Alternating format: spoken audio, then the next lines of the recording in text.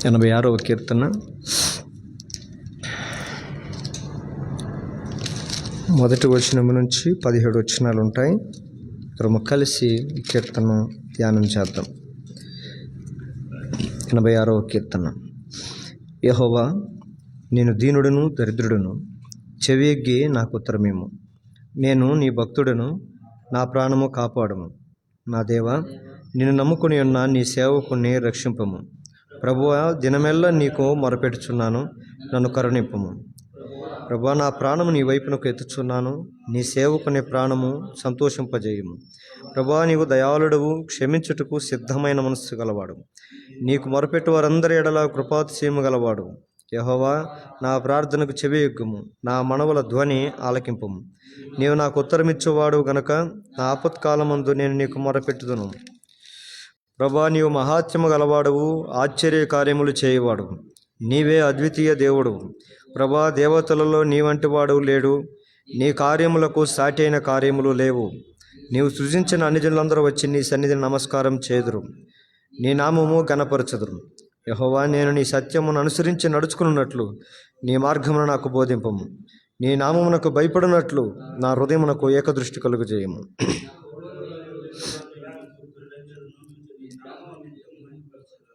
ప్రభువా, నా దేవా, నా ఎడల నీవు చూపిన కృప అధికమైనది. గర్విష్ఠులు నా మీదకి లేచి ఉన్నారు, బలత్కారులు గుంపుగూడి నా ప్రాణము తీయజూచున్నారు. వారు నిన్ను లక్ష్య పెట్టని వారై ఉన్నారు. ప్రభువా, నీవు దాక్షిణ్యము గల దేవుడవు, దీర్ఘశాంతుడువు, కృపా సత్యములతో నిండినవాడు. నా తట్టు తిరిగి నన్ను కరుణింపము. నీ సేవకునికి నీ బలమును అనుగ్రహింపము. నీ సేవకురాలి కుమారుని రక్షింపము. యెహోవా, నీవు నా సహాయకుడివై నన్ను ఆదరించుతున్నావు. నా పగవ నన్ను చూసి సిగ్గుపడినట్లు శుభకరమైన ఆనవాళ్ళు నాకు కనపరచు. దేవునికి మహిమ కలుగునుగాక. దేవుడు ఈ వాక్యమును ఆశీర్వదించి దీవించి మనతో మాట్లాడను. మరి సాయంకాల సమయంలో దేవుని సన్నిధిని మాట్లాడటానికి సిద్ధపడి ఉన్న మనతో ప్రభు మాట్లాడుతున్నటువంటి అమూల్యమైన ప్రార్థన, దావీదు ప్రార్థన. ఈ 86వ ఈ కీర్తనంతా మనం చూసినప్పుడు యెహోవా, ప్రభువా, నా ప్రభువా, నా ప్రభువా అంటూ ప్రతిధ్వనించే విధంగా దేవుని సన్నిధిలో ప్రార్థన చేస్తున్నాడు. దావీదు తన జీవితంలో తన స్థితిని దేవుని సన్నిధిలో తెలియజేస్తున్నాడు. దావీదు యాక్చువల్లీ ఆ మొదటి వచ్చిన మనం చూసినప్పుడు ఏమంటాడు? యెహోవా, నేను దీనుడును దరిద్రుడును. ఆయన దీనుడా దరిద్రుడా? ఎవరి దృష్టిలో దీనుడిగా ఉన్నాడు? ఎవరి దృష్టిలో దరిద్రుడిగా ఉన్నాడు? ఆయన తన జీవితంలో తాను దీనుడిగా ఉన్నాడు, ఇంకొకరి దృష్టిలో కాదు. కానీ తన దృష్టిలో తాను దరిద్రుడిగా ఉన్నాడు. లోకానికంతా ఆయన దీనుడిగా కాదు, ధనికుడిగా కనపడుతున్నాడు. దరిద్రుడిగా కాదు, మహారాజులా కనపడుతున్నాడు. ఆయన స్థితి అది. కానీ లోకమంతా చూస్తున్న స్థాయి అది. ఆయన దేవుని సన్నిధిలోకి వెళ్ళిన తర్వాత పలుకుతున్న మాటలు చూస్తే ఏమాత్రం పొంతనుందా? చూడండి, నేను దీనుడిని అంటాడు. దేవుడి దగ్గర దావీదు అంటాడు, దేవా, నేను దీనుడినయ్యా అంటే దేవుడు ఏమంటాడు తెలుసా? నిజమే, తెలుసు నాకు, నేను దీని ఎడలని కృప చూపబడను. ఆమేన్. దీనులకు కృప చూపించి అహంకారులను ఎదిరించి దీనులకు కృప చూపేవాడు ఆయన. నువ్వు దీనంగా ఉన్నావు కాబట్టి నేను నీకు దయ చూపిస్తాను. అందుకని దావీదు ఎప్పుడైనా దేవుని దయ పొందుకోవాలనంటే, దేవుని దయ కోరుకోవాలంటే దేవుని సన్నిధికి ఎలా వెళ్తాడంట? దీనంగా వెళ్తాడు, దీనత్వం కలిగింది. ఈ సాయంకాల సమయంలో దేవుని మాట్లాడుతూ మన జీవితంలో కూడా దేవుడు మనలో ఏమి చూసి దేవుడు కృప చూపిస్తాడనంటే, మామూలుగా అయితే బైబిల్లో చెప్పుకుంటూ పోతే చాలా ఉంటాయి, మనకు సమయం అది కాదు. కానీ దేవుడు ఎలాంటి వారిని కృప చూపిస్తాడు? ఒకప్పుడు భూలోకం అంతా చెడిపోయి ఉన్నప్పుడు దేవుడు కృప నోవాహు మీదకి వచ్చింది. ఎందుకు వచ్చింది అని అంటే, చెడిపోయిన వాళ్ళ మీదకి దేవుని కృప రాలేదు. ఆ చెడిపోయిన వాళ్ళు నీతిమంతుడైనటువంటి నోవాహు మీదకి మాత్రమే దేవుని కృప వచ్చింది. అది ఒకప్పుడు దేవుని కృప. అయితే రోమీయులకు రాసిన పత్రికలు మనం చూస్తే, పాపం ఎక్కడైతే విస్తరించిందో దేవుని కృప అక్కడ అపరిమితంగా విస్తరించింది. ఇప్పుడు దేవుడు తన మనసు మార్చుకున్నాడు. నేను ఒక్కొక్కరిని రక్షించుకుంటూ పోతే మిగిలిన వాళ్ళంతా పరిస్థితి ఏంటి అని దేవుడు తన మనుషులందరూ పాపంలో ఉండగా వారందరి పాపముల నుంచి ప్రాయశ్చిత్తం కలుగుటకై ఏం చేయాలి అని అనుకున్నప్పుడు తన మైండ్ సెట్ మారాలని అనుకున్నాడు దేవుడు. మనుషులు ఎలా మారరు కదా, మనుషులు ఎవరు మారరు. మనుషులు మార్చుకోవటానికి ఎవరు ఇష్టపడరు. తమ విధానాన్ని, తమ మార్గాన్ని, తమ సిద్ధాంతాలను ఏమాత్రం మనుషులు మార్చుకోవటానికి ఇష్టపడట్లేదు. అలాంటి పరిస్థితుల్లో దేవుడే తన మనస్సును, తన ఆలోచన, తన ప్రభావాన్ని సమస్తాన్ని మార్చుకొని కృపాసత్య సంపన్నుడిగా ఆయన మన కొరకు ఈ లోకానికి వచ్చాడు. అందుకని నేను అంటున్నాడు, దేవుని సన్నిధిలో ఎలాంటి ఆరంభ ప్రార్థన చేస్తున్నాడు అంటే, నేను దీనుడును దరిద్రుడు, నాకు ఉత్తరం ఇమ్ము అనే పదం ఏంటంటే అడుగుతున్నట్టుగా కదా, నాకు ఆన్సర్ కావాలి, నాకు సమాధానం కావాలి. మనమైతే దేవుని సన్నిధిలో ప్రార్థించడానికి వచ్చినప్పుడు కూడా మనం ఒక అడిగే విధానం ఎలా ఉందంటే, నాకు కావాలి అన్నట్టుగా అడగాలి. అంగడికి వెళ్తాం కదా, అంగడికాడ మనకాడ డబ్బులు ఉంటాయి, మనకాడ డబ్బులు ఉంటే అంగడికి వెళ్తాం, కరెక్టే కదా. ఇప్పుడు మనకి ఇంట్లోకి ఏమైనా రేషన్ కావాలంటే ఇంట్లో డబ్బులు తీసుకొని రేషన్ అంగడికి వెళ్తాం. కాన్ఫిడెన్స్గా అడిగిపోయి మనకేం కావాలో రేషన్ తీసుకొని మాకు ఇవ్వండి, ఈ ఐటమ్ ఇవ్వండి, ఆ ఐటమ్ ఇవ్వండి అని అంతా ఇచ్చిన తర్వాత వాడికి డబ్బులు ఇచ్చేసి వస్తాం, కరెక్టే కదా. డబ్బులు ఇచ్చేసి బిల్ అయిన తర్వాత వాడు బిల్ వేసిస్తాడు, లాస్ట్లో డబ్బులు కట్టి మనకు కావాల్సిన ఐటమ్ మనం తెచ్చుకుంటాం. అదేవిధంగా దేవుని సన్నిధిలోనికి వచ్చిన తర్వాత మనము కూడా ఆయన మనం అడిగన్నీ ఇస్తాడు, దాంట్లో ఎలాంటి సందేహం లేదు, ఉందా, పొరపాటు లేదు. ఆ సందేహం ఉంటూ ఉరువు రాదు మనకి. అందుకని యాకోబు పత్రికలో, యోహాను రాసిన పత్రికలో అదే అంటాడు, సందేహంతో అడిగేవాడు గాలికి ఎగిరిపడే రెల్లును పోలి ఉంటాడు. సందేహముతో అడగకూడదు. తిమోతి రాసిన పత్రికలో అంటాడు, మీరు పవిత్రమైన చేతులు ఎత్తి సందేహమును లేనివారయ్యండి, ప్రభువును ప్రార్థించేవారై ఉండాలంట. ఎత్తే చేతులు సందేహంలో కనపడకూడదు. దేవుడు ఎప్పుడైతే మనం సన్నిధికి వస్తామో, మనం ప్రార్థన చేస్తామో, అడుగుతామో, ఆయన ఇస్తాడు, అన్ని మూట కట్టి మన కాడ తీసుకొని వస్తాడు. బట్ నేను ఇవన్నీ నీకు కావాలంటే నాకు కావాల్సింది ఏంటి? నీ దగ్గర చెల్లించేది ఏముంది? భక్తి. నీ దగ్గర నుంచి నేను కోరుకునేది ఏంటి? దీనత్వం.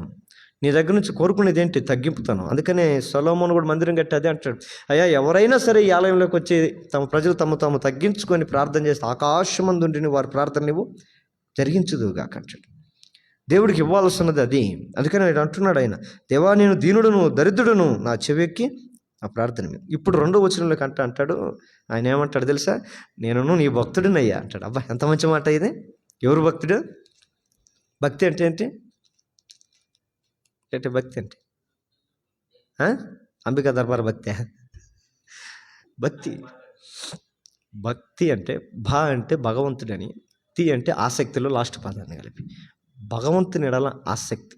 అయ్యా నేను నీ ఎడల ఆసక్తి కలిగి జీవించేవాడు అంటే, నీ అట్లా నేను ఒక ప్రణాళిక కలిగి ఉన్నాను.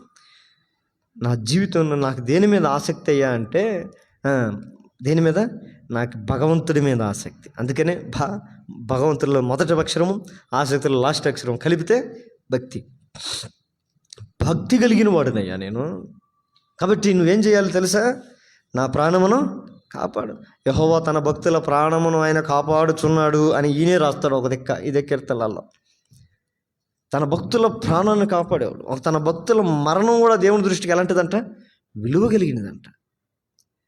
అంటే ఆయన తన భక్తుల ప్రాణం భూమి మీద నుంచి అంత ఈజీగా తీసుకోడు, కానీ పోయేటప్పుడు ఎలా ఉండాలయ్యా అని అంటే ఆయన ఆశ ఏంటంటే భక్తి విలువ కలిగినదిగా పోవాలని. ఆమెన్.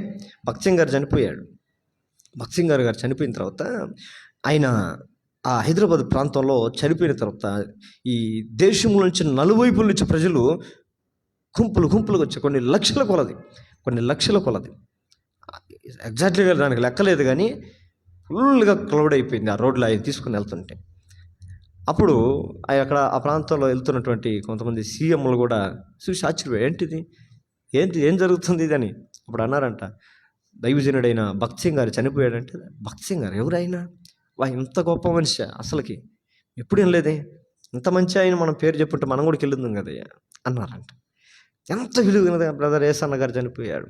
ఎంతోమంది రాష్ట్రంలో కాదు 4 రాష్ట్రాల నుంచి అనేకమైన ప్రజలు గుంపులుగా వెళ్ళి ఆయన పార్థివ దేహాన్ని ఏడుస్తూ దర్శించినట్టు. యెహోవా భక్తుల మరణం దేవుడి దృష్టికి విలువ కలిగిన కార్యాలు దేవుడి భూమి మీద చేయించుకునేంత వరకు తన భక్తుల ప్రాణాన్ని దేవుడు ఏమాత్రం కూడా విడిచిపెట్టాడు. ఆమేన్. విడిచిపెట్టాడు. అయితే ఆ భక్తుల ప్రాణాలు పోవటానికి, లేకుంటే సమస్యలు సృష్టించడానికి అపవాది పలు రకాలుగా తన ప్రయత్నాలు తను చేస్తూనే ఉంటాడు కదా. నిజమా? మోషే పుట్టాడు. ఎందుకు పుట్టాడు మోషే ఏమవుతాడో దేవునికి తెలుసు. మోషే పెద్దవాడైతే ఏమవుతుందో ఆయనకి సాతానుకు తెలుసు, దేవునికి తెలుసు, వీళ్ళిద్దరికీ తెలుసు, ఇంకెవరికి తెలియదు. అయితే మోషే ఏమాత్రం కూడా పెద్దవాడయ్యి బందికానంలో బంధింపబడి ఉన్న ఇశ్రాయేలులను బయటికి ఏమాత్రం కూడా విడిపించబడకూడదని బాల్యంలో ఎవరైతే మగపిల్లలు ఉన్నారో వాళ్ళందరూ ఏం కావాలి? చచ్చిపోవాల్సిందే. అయితే మోషే దేవుని మీద భక్తి కలిగినాడు కాబట్టి తన ప్రాణాన్ని దేవుడు ఏం చేశాడు? కాపాడాడు, భద్రపరిచాడు. భద్రపరచడమే కాదు, దేవుడు తన ఎడలో ఉన్న ప్రణాళికను కూడా నెరవేర్చుకున్నాడు. యేసు ప్రభు వారు కూడా ఈ లోకంలో జన్మించినప్పుడు ఆయన పాపుల రక్షకుడు. ఇదిగో యూదుల రాజుగా పుట్టినవాడు, యూదులను రక్షించడానికి వచ్చిన రాజు, రారాజు ఎక్కడ పుట్టాడంటే ఈ రాజు కలవరపడ్డాడు. ఆ లోకంలో ఉండే రాజు ఎవర్రా వాడు? నాకు పోటీగా పుట్టినాడు, అయ్యా పలానా ప్రాంతంలో పలానా వాళ్ళకి పుడతాడయ్యా, యూదు వంశంలోంచి వస్తాడయ్యా అంటే అది ఎట్లా వస్తాను నేను చూస్తాను. ఇదిగో 2 సంవత్సరాల లోపల 2 మొత్తాన్ని వేసేయండి. అయినా దేవుడు అతను కాపాడలేదా? కాపాడాడు. ఈరోజు యేసుక్రీస్తు యొక్క మరణం ద్వారా, ఆయన యందు చూపించినట్టు కార్యాల ద్వారా అనేక మంది ప్రజలు దేవుని మార్గం వైపు తిరగటానికి యేసు ప్రభు ఆధారమయ్యాడు. కాబట్టి ఆయన మన ప్రాణములను ఏం చేస్తాడంటే, దేవా నీ భక్తుడును నా ప్రాణమును కాపాడు, నిన్ను నమ్ముకొని ఉన్న నీ సేవకుని రక్షించు. మన ప్రార్థన. దేవుని సేవించేవాళ్ళు ఎవరు నమ్ముకోవాలి అంటే దేవుని నమ్ముకోవాలి. మనుషులు నమ్మట కంటే, రాజులను నమ్మట కంటే, ధనమును నమ్మట కంటే, బలమును నమ్ముకుంటే, బంధవ్యాన్ని నమ్ముకుంటుంటే, ప్రజలందరూ నమ్ముకున్నట్టుకుంటే, దేవుని సేవించేవాడు మాత్రం ఎవరు నమ్మాలట? దేవుని నమ్మేవాడే దేవుని యందు భక్తి కలిగిన వాడు. దేవుణ్ణి మనం భక్తి అనటానికి అంటే దేవుని ఎడల మన నమ్మకం అంటే ఒక కాన్ఫిడెన్స్ ఉంటుంది. దావీదు చూడండి ఎంత కాన్ఫిడెన్స్ అడుగుతాం. మనమైతే యాక్చువల్లీ ఇట్లాంటి ప్రార్థన మనం ఎప్పుడైనా చేస్తుంటామా? మన లైఫ్లో కూడా చేస్తున్నాం. అది దీనికి కాన్ఫిడెన్స్ ఉంది. అడుగుతున్నాడు, ప్రభా నేను నీ భక్తున్నయ్యా, నేను నీ భక్తున్న కాదు, వచ్చుకోవాలంటే నన్ను చెక్ చేసుకో అంటాడు. ఒకరోజు అంటాడు, ఆ మాట కీర్తనలో ఉంటుంది. నేను చెక్ చేస్తే దావీదు నువ్వు చిక్కిపోతావు జాగ్రత్త అంటాడు దేవుడు. అయ్యా లేదు, కావాలంటే టెస్ట్ మీ, నన్ను ఏ టెస్ట్లో చేసుకో. ఇప్పుడు మన కొలెస్ట్రాల్ ఇప్పుడు ఒక దెబ్బకి అన్ని టెస్టులు చేయించుకున్నట్టుగా నన్ను టెస్ట్ చేసుకో, కావాలంటే నాలో ఏదన్నా ఉందో లేదో అని, నీ ఎందు నిజమైన భక్తి ఉందో కాదో కావాలి టెస్ట్ చేసుకో అంటే, ఆయన కాన్ఫిడెన్స్ ఒక మాట అంటాడు, ఇదిగో నా యందు నీకు ఆయాసకరమైనది ఏది కూడా కనబడదని నేను ఎరుగుదును అంటాడు. అబ్బా ఎంత కాన్ఫిడెన్స్తో కూడుకున్న మాట చూడండి.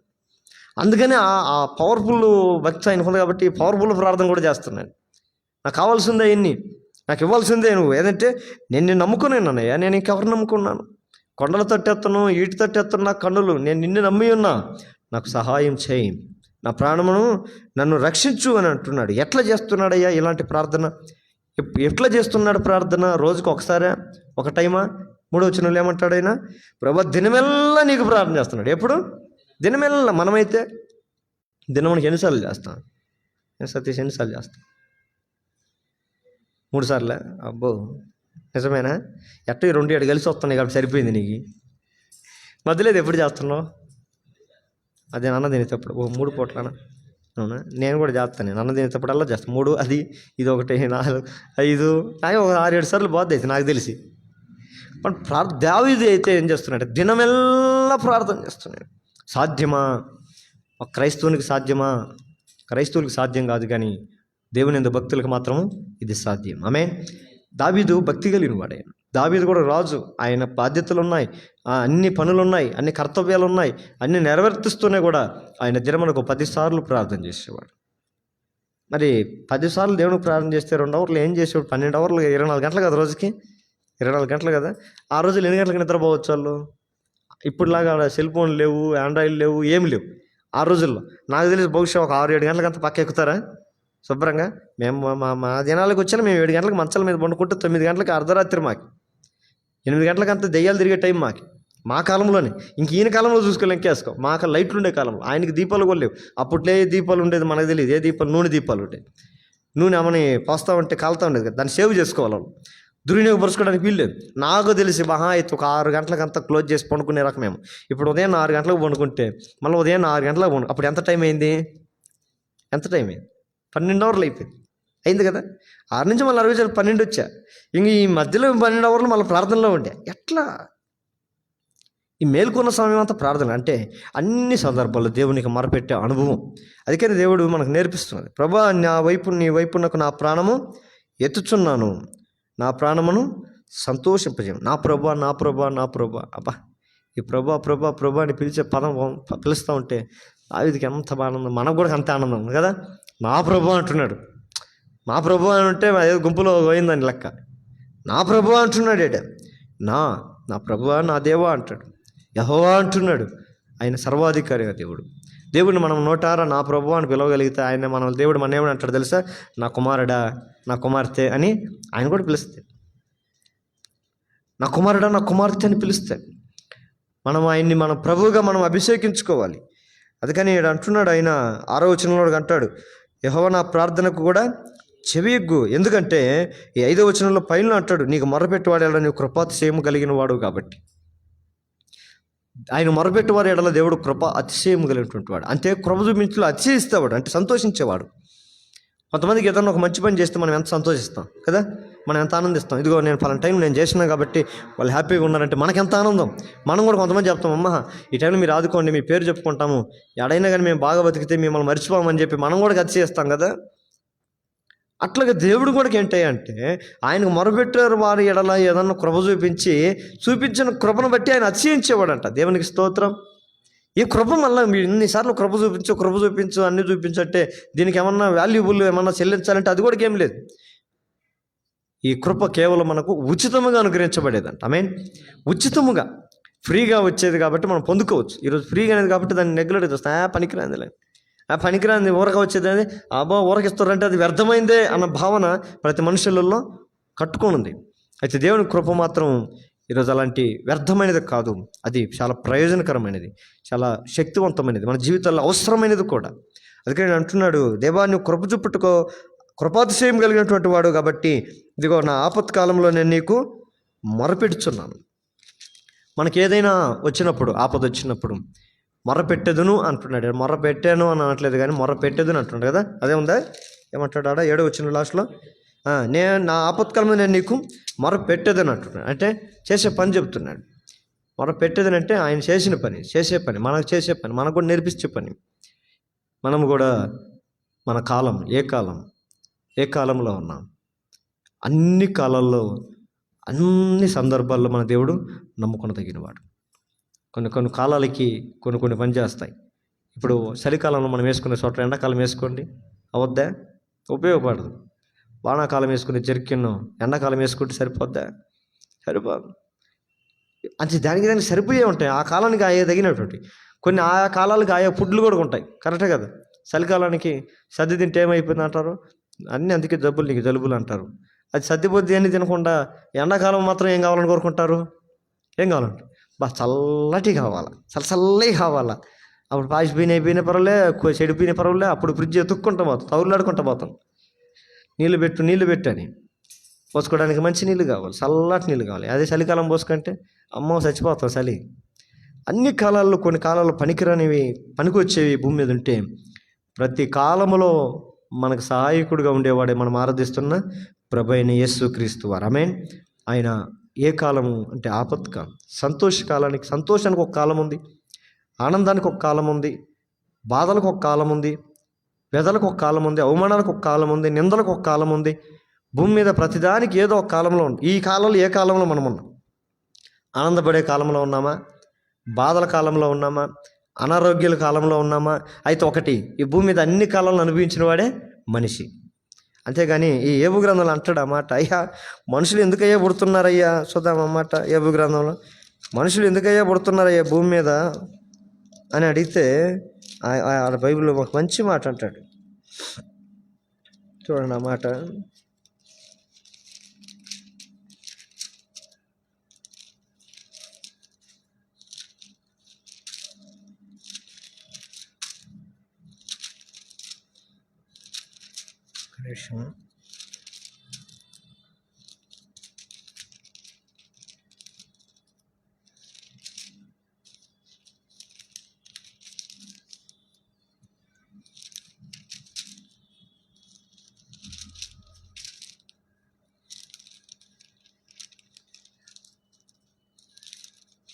తెలుసు అన్నమాట. ఏబు గ్రంథంలో ఉంటాడు, శ్రమానుభవమునకి పుట్టుచున్నారు అంటాడు.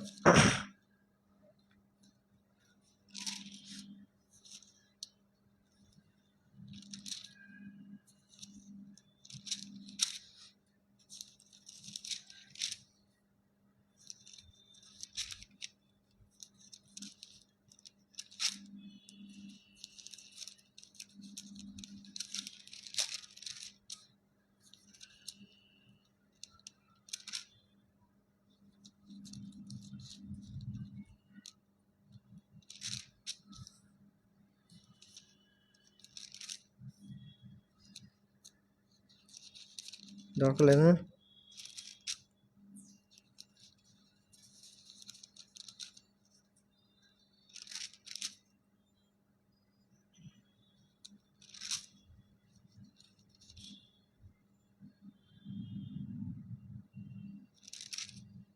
ఓకే, అది దొరకలేదు మనకి టైంకి. మనుషులు భూమి మీద దేనికి పుట్టుచున్నారు, దేనికి అని అంటే ఆయన అంటాడు, అయ్యా శ్రమానుభవమునకే పుట్టుచున్నారు అని అంటాడు. ధూళి వలె శ్రమ అనుభవించడానికి, అనుభవించడానికి భూమి మీద మనిషి పుడుతున్నాడయ్యా అని అంటే మంచిగా ఒక మంచి మాట అంటాడు ఆ కీర్తనలో. శ్రమానుభవమునకే, శ్రమ అనుభవించటానికే, ఈ అనుభవాలులో దేవుడు మనల్ని ఏమాత్రం కూడా విడిచేవాడు కాదు అనేది చాలా మంచిగా ఆడ అంటాడు ఆ మాట ఆయన యోబు గ్రంథంలో. చూద్దాం ఒకసారి, దొరికితే దేవుని చిత్రం చూద్దాము. అది కరెక్ట్ టైం నా బైబిలే దొరుకుండు, ఈ బైబిల్లో నాకు అర్థం కావట్లేదు.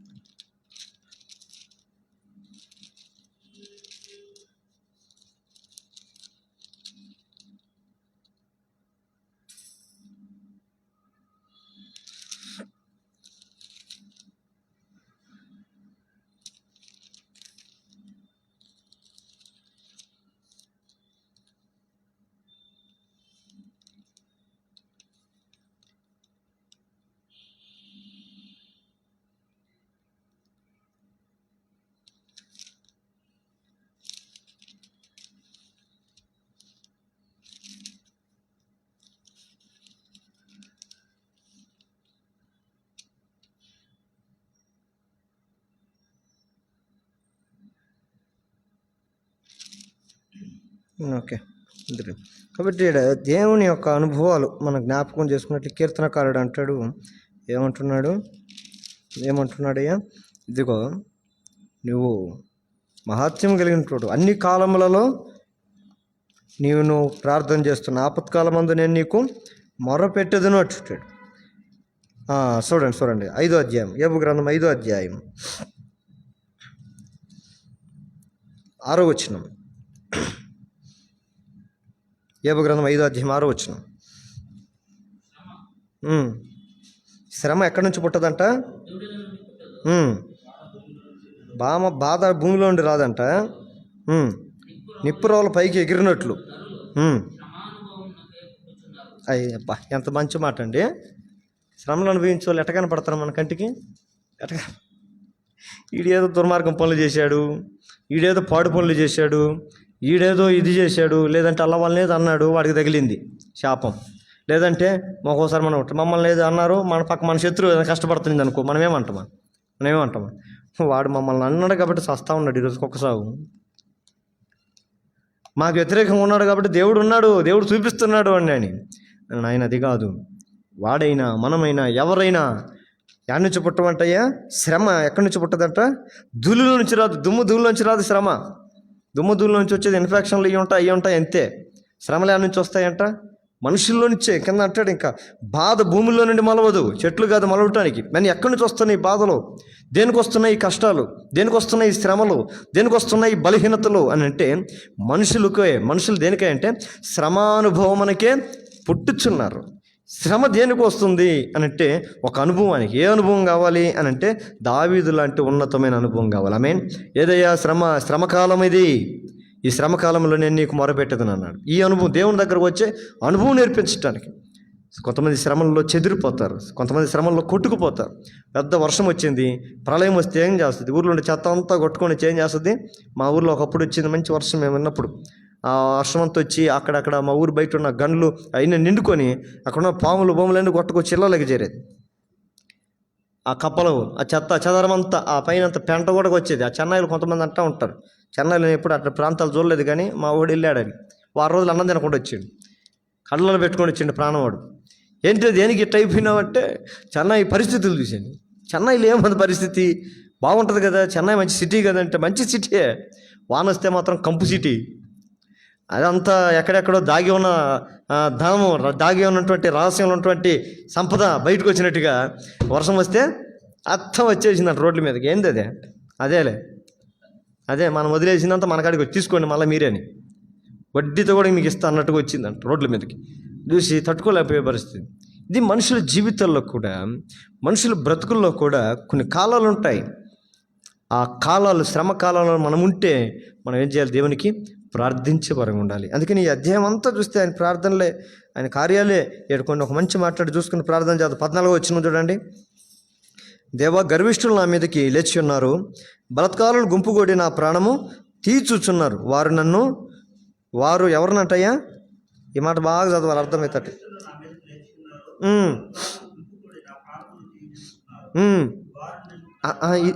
ఇది అది కదా ఈ మాట ఎంత బాగుంది. ఏమన్నారంట? ఎవరు? వారు నిన్ను లక్ష్య పెట్టని వారనై ఉన్నారంట. అబ్బా, ఎవరిని? దేవుణ్ణి. ఎవరు? దావీదు మీదకి వచ్చేవాళ్ళు. ఇప్పుడు మన మీద పరిస్థితులు వస్తూ ఉంటాయి, మన మీద కొన్ని వస్తూ ఉంటాయి సమస్యలు. మనం ప్రార్థన చేస్తుంటాం, దేవుడు వాటిని మనం ఎట్లా ఉండే ఈ పరిస్థితులు కొన్ని పోవట్లే మన జీవితంలోంచి. ప్రభా, ఈ దరిద్రత నా నుంచి తీసే ప్రభా, ఈ సమస్యల నా నుంచి తీసే ప్రభా, ఈ బలహీనతల నుంచి తీసే ప్రభా అని ప్రార్థన చేస్తూ ఉంటాం. అవి ఏంది పావు కదా, పోతాయా? అసలు ఈ మాట చదువుతుంటే నాకైతే ఆశ్చర్యం అనిపించింది. ఏం చెప్పాలి ప్రభా అంటే బైబిల్ తెస్తా నాకు ఈ మాట కనపడింది. మనం ప్రార్థన చేస్తాను, గర్విష్ఠు లాంటి కొన్ని మనం విడిచిపోవట్లే. గర్విష్ఠు అంటే లెక్క చేయతనం. కొన్ని సమస్యలు జటిలంగా ఉంటాయి మన జీవితాల్లో, కఠినమైన పరిస్థితులు ఉంటాయి. ఎంత మాకు ఇష్టం లేదు, అవి ఏసునామలో అని గద్దేస్తున్నాం. అవి బావు కదా, ఆ సమస్య బదులు ఇంకొక సమస్య. గర్విష్ఠుని గద్దిస్తే ఏమవుద్దంట సామెతలు ఉంటుంది. మనకు నింద, వాడు మనల్ని దూషిస్తాడు, మనల్ని ఇంకెచ్చుగా మనం ఇది చేస్తాడు. ఈ కొన్ని మన జీవితంలో దావీదు లాంటి అనుభవాలు కూడా మనం కూడా బ్రతుకుతున్నాం. వాక్యం వింటున్న దేవుని బిడ్డలారా, గర్వంతో కూడుకున్నటువంటి జీవితం కలిగినటువంటి మనుషుల వలె నీ జీవితంలో గర్విష్ఠతో కూడుకున్నటువంటి కొన్ని సమస్యలు, కొన్ని కష్టాలు నేను చుట్టుముట్టుకొని ఏమంటున్నాయి? దేవా, గర్విష్ఠులు నా మీదకి లేచి ఉన్నారు. శత్రువు లేచినా కానీ తట్టుకోవచ్చేమో, కానీ గర్విష్ఠులను లేస్తే వాళ్ళని అణచడం మనకు సాధ్యం కాదు. ఎందుకో తెలుసా? గర్విష్ఠులను అణచువాడు దేవుడే. ఇక మన వల్ల సాధ్యం కాదు. కొంతమంది గర్విష్ఠులకు భయపడి ఏం చేస్తాం తెలుసా? మనము ఎంత పోటుగలమైనా సరే ఒక్కోసారి గర్విష్ఠుడు మనకు మిచ్చినోడు ఒకడు ఉంటాడు. వాడిని చూస్తే ఉత్తరాయణ ఆయన వాడి జోలికి పోయి ఎందుకు, కుక్క జోలికి పోయి చక్కదనం బాగొట్టుకుని చెప్పి చక్కగా సైలెంట్కి వెళ్ళిపోతాం కదా. వద్దు పోయి తలెత్తుకొని పోయి కుక్క నూతులో పెట్టడం ఎందుకు, కుక్క మూతిలో పెట్టడం ఎందుకు అని మనమే పక్కకి వెళ్ళిపోతాం కదా. ఏంటి వాడికి చూసి భయపడ్డారా, వాడిని చూసి తడుచుకున్నారా అని రకరకాల మన పక్కన వాళ్ళు అంటున్నా కానీ మనమే స్పందించకూడదు. ఎందుకంటే వాళ్ళు గర్విష్ఠులు. ఎందుకంటే లెక్కలేం చేయ మనకి మీద లేస్తారు వాళ్ళు, మనల్ని అవమానపరచడానికి, మనల్ని నిందల పాలు చేయటానికి, మనల్ని అణిచివేయటానికి చూస్తారు. దావీదు జీవితంలో అదే. దేవా, గర్విష్ఠుల మీదకి లేచి ఉన్నారు. ఇంకా ఎవరంటయ్యా? బలత్కారులు. అంటే బలవంతంగా దూరేవి వచ్చి బలవంతంగా ఇడుచుకొని పోతాయి. వాళ్ళని కదా బలత్కారులు అనేది. వచ్చి ఇప్పుడు బలవంతంగా మన చేతులు, మీ దగ్గర పరిగెత్తి మీ ఫోన్ బిక్కొనిపోయాను నేనేమంటారు? వచ్చింది సార్, బలవంతంగా నా చేతులు బిక్కొనిపోయింది సార్. నీకు ఇష్టం లేనిది జరగటం నీ జీవితంలో, నీకు ఇష్టం కానిది జరిగిపోవటం, ఎవరో ఒకరు వచ్చి దోసుకొని వెళ్ళిపోవటం. నీలో ఉన్న ఆత్మీయత, నీలో ఉన్న పరిశుద్ధత, నీలో ఉన్న ఆరోగ్యం, నీలో ఉన్నటువంటి సమాధానం, నీలో ఉన్న నెమ్మది, ఏదో ఒకటి వచ్చి ఏదో ఒకటి దోసుకొని పోతుంది. ఎవరేడో మత్తయి సువార్త చెప్తాడు సమాధానం దేవుడు దానికి. ఇదిగో అపవాదైన దొంగ, వాడు దొంగ అయి ఉన్నాడు, వాడు దోచుకోవటానికి వస్తాడు, అపహరించడానికి. అపవాది మన మీదకి వచ్చేది వాడే, గర్విష్ఠు వాడే. వాడికి దేవుని సన్నిధిలో దేవుడు తన్నేటాయని కూడా వాడికి ఏమి రాలేదు, పశ్చాత్తాపం రాల. ప్రభా, పొరపాటు అయిపోయింది, ఇట్లా ఆలోచించుకుండాల్సిందని యేసుప్రభు కాళ్ళు పట్టుకోలే. ప్రతి గర్విష్ఠికి క్షమాపణ కోరుకునే మనసు ఎప్పటికీ కూడా ఉండదు. క్షమించు అనే మనస్సు వాడికి ఎప్పటికి ఉండదు. కాబట్టి వాడే గర్విష్ఠి. అపవాది లక్షణం. అపవాది ఈరోజు అనేకమైన ప్రజల్ని, ఎవరిని మిగుదని వెతుకుతున్నాడు. ప్రాముఖ్యంగా ప్రార్థన చేయాలనుకున్న మనల్ని వదిలిపెడతాడా? ఇప్పుడు ఒక రాజు యుద్ధానికి పోవాలంటే ఆ రాజు మీదకి పోతాడా, వేరే రాజు మీదకి పోతాడా? ఆ ఊరుల మీద పడి యుద్ధం చేయి నేను చూపిస్తాను. ఎవడో అక్కడ అన్నాడు, బాగా కరాటే నేర్చుకొని ఇచ్చి ఒక సంవత్సరం అంతా ఎవరి మీద చూపించాలని చేతులు జల్జల్జల్ అంటుంటే మూల ముసలి కూర్చొని 90 సంవత్సరాల ముసలి వణుకుతా. ఆ మీద ప్రయోగం చేసినట్టు కర్ర తీసుకుని ఒక దెబ్బగా వేసి చచ్చిందంట. మన అది కాదు ప్రయోగం. కరాటే నేర్చుకుని మూలన ముసలి దాన్ని కొడితే ఏమొస్తుంది? ఇప్పుడు దేశంలో రాజు తన దేశం మీద నా బలం చూపించుకోవాలని వాళ్ళ మీద విరుచుకుపడి వాళ్ళని కొట్టి చంపేస్తే ఎవరికి నష్టం? తనకే నష్టం. ఏ రాజు అయినా తన రాజు బలిష్టంగా ఉన్నట్టు అవతల రాజ్యం మీదకి దాడి చేస్తాడు. అపవాది కూడా మనం ఈ అపవాది లోకం ఇది ఇప్పుడు ప్రస్తుతానికి టెంపరవరీగా, వాడిదేం కాదు కానీ టెంపరవరీ. వాడు ప్రభుత్వం జరుగుతుంది ఇప్పుడు ప్రస్తుతానికి. ఈ లోకాధికారి అంటాడు. యేసుప్రభు చచ్చిపోయేటప్పుడు, సిలువుకు ఎత్తిపోయేటప్పుడు శిశువులు అందరితో అంటాడు, ఇదిగో లెండి మనం వెళుతాం. లోకాధికారి బయలుదేరి వచ్చున్నాడు. వానికి సంబంధించిన ఏది కూడా లేదు అంటాడు. ఇదిగో నన్ను పట్టుకోబోతున్నారంటే వీళ్ళకి అర్థం కావాలి, నిద్రమప్పులు ఉంటారు. అంత లోపల వాళ్ళు ఇరుచుకుపడతారు. వాళ్ళు వచ్చి యేసుప్రభుని పట్టుకుంటారు, వాళ్ళు పారిపోతారు. ఈరోజు బలత్కారి మన జీవితాల్లోనికి. అపవాదిని సాతాను మన జీవితాల మీద దాడి చేస్తాడు. నహూము గ్రంథం 2వ అధ్యాయం 1 వచనంలో అదే మాట్లాడతాడు. ఇదిగో లయకర్త బయలుదేరి ఉన్నాడు, అనేకమైనటువంటి కుటుంబాల్లోనికి, అనేకమైన జీవితాల్లోనికి, అనేకమైన బ్రతుకుల్లోనికి ఈ లయకర్త ఏమై ఉన్నాడు? బయలుదేరి లయం చేస్తున్నాడు. లయం అంటే ఏంటే ముగిసించిపోవటం, సమాప్తం చేయటం, ఖాళీ చేసేయటం. లయం అంటే ఖాళీ చేసడం. అపవాదైన సాతాను మన జీవితాలను ఆత్మీయ చాలా భద్రంగా కాపాడుకోవాల్సినటువంటి దినాల్లో మనం ఉన్నాం. కాబట్టి అంటున్నాడు, ఏమంటున్నాడు? బలాత్కారులు గుంపు కూడి నా ప్రాణము తీజూచున్నారు, వారు నేను లక్ష్య పెట్టని వారై ఉన్నారు. ఎవరిని? అయ్యా నన్ను లక్ష్య పెట్టని వారైనంటే బాగుండు దావీదు. ఏమంటున్నాడు ఆయన? అయ్యా ఇలాంటిది ఏంటయ్యా, నిన్ను కూడా లక్ష్య పెట్టినటువంటి వారు నా మీద పడి ఉన్నారు, అయితే దీనికి ఏం చేయాలా, నువ్వేం చేయాలా దానికి అని అంటే ఈ 17వ వచనం అంటాడు చివరిలో. చదవండి. యెహోవా నీవు నాకు సహాయకుడు పోయి నన్ను ఆదరించుచున్నావు. ఆమేన్. అయినా కానీ ఇలా అంటు వాళ్ళు నా మీద పడినా, గర్విష్ఠులు నా మీద పడినా, దుర్మార్గులు నా మీద పడినా, బలత్కారం, అన్ని కాలంలో నా దేవునికి మొరపెట్టదాం. నేను మొరపెట్టేదని అంటాడు. మొరపెడితే ఆయన వింటాడు. ఎందుకంటే ఆయన కృపాతిశయం గల కృప చూపుటకు అతిశయించి ఈ రాత్రి కలిసి సమయంలో ఈ మాటలను మన జీవితాల దేవుడు కృప చూపును కాక. మోకాల మీద కొత్త నువ్వు ఏ స్థితిలో ఉన్నావో, ఏ పరిస్థితుల్లో ఉన్నావో, ఏ బ్రతుకులో ఉన్నావో, ఏ ఇబ్బందుల్లో ఉన్నావో, డోంట్ వరీ, భయపడకు. దేవుడు నీకు సహాయకుడు. ఆయన అన్ని కళ్ళ సహాయం చేసేవాడు. నీ మీదకి గర్విష్ఠులు లేచి ఉన్నారా? నీ మీదకి బలత్కారులు వచ్చి నిన్ను బలత్కరించే పరిస్థితి నీ జీవితంలో ఏ ఉన్నాయి? కఠినమైన సమస్యలతో నువ్వు ఫేస్ చేస్తున్నావా? కొన్ని జీవితం నుంచి దొంగిలించబడ్డాయా? తొలగిపోయి ఉన్నాయా? ఏది అపవాదిని జీవితం నుంచి తీసివేసి ఉన్నాడు, బలత్కరించి ఉన్నాడు? భయపడకు. పోయిన వాటన్నిటి దేవుడు నీకు తిరిగి శక్తి కలిగిన వాడు. దావీదు ఎందుకు ఈ మాట పలికాడంటే, అమలీకులు కోల్పోయిన వాటన్నిటినీ దేవుని సన్నిధిలో ప్రార్థన చేసినప్పుడు ఏదైతే పోగొట్టుకున్న వాటన్నిటి లెక్క చూసుకున్నప్పుడు తెచ్చుకొని ఒక్కటి కూడా పోగొట్టుకుని ఉండలేదు. నా దేవుడు నీ జీవితంలో పోగొట్టినవన్నీ యేసు నామంలో నీ జీవితంలో నా దేవుడు అనుగ్రహించను గాక.